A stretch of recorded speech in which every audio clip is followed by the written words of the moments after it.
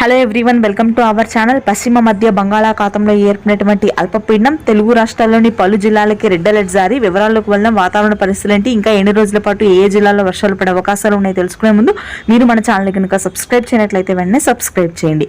ఇక లేట్ చేయకుండా వివరాల్లోకి కనుక వెళ్ళినట్లయితే అల్పపీడన ప్రభావంతో ఇప్పటికే మధ్యాంధ్ర ఉత్తరాంధ్ర జిల్లాలో ఎడతెరిపి లేకుండా కురుస్తున్నటువంటి వర్షాలు మరింతగా పెరిగే అవకాశం ఉంది. ఉత్తర కోస్తా జిల్లాల్లో శ్రీకాకుళం, విజయనగరం, విశాఖపట్నం ప్రాంతాల్లో అత్యధికంగా 22 సెంటీమీటర్ల రికార్డు స్థాయి వర్షపాతం నమోదైంది.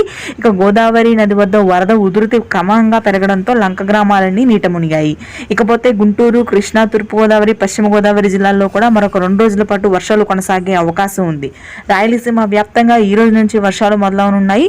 అండమాన్లో ఏర్పడినటువంటి అల్పపీడన కారణంగా రాయలసీమలోని కడప, కర్నూలు, అనంతపురం వ్యాప్తంగా మోస్తరు నుంచి భారీ వర్షపాతం కురుస్తుంది.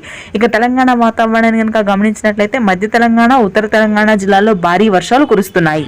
హైదరాబాద్ నగర ప్రాంతంలో అత్యధికంగా కురుస్తున్నటువంటి వర్షాలకు లోతట్టు ప్రదేశాలన్నీ జలమయం అవడంతో ప్రస్తుతానికి రెడ్ అలర్ట్ ని జారీ చేయడం జరిగింది. వరంగల్, కరీంనగర్, మేడ్చల్, మంచిర్యాల, రాజన్న సిరిసిల్ల, భద్రాద్రి కొత్తగూడెం, ములుగు ప్రాంతాల్లో భారీ వర్షాలు నమోదు కానున్నాయి. ఇది ప్రస్తుతానికి ఉన్నటువంటి latest weather update. Thank you.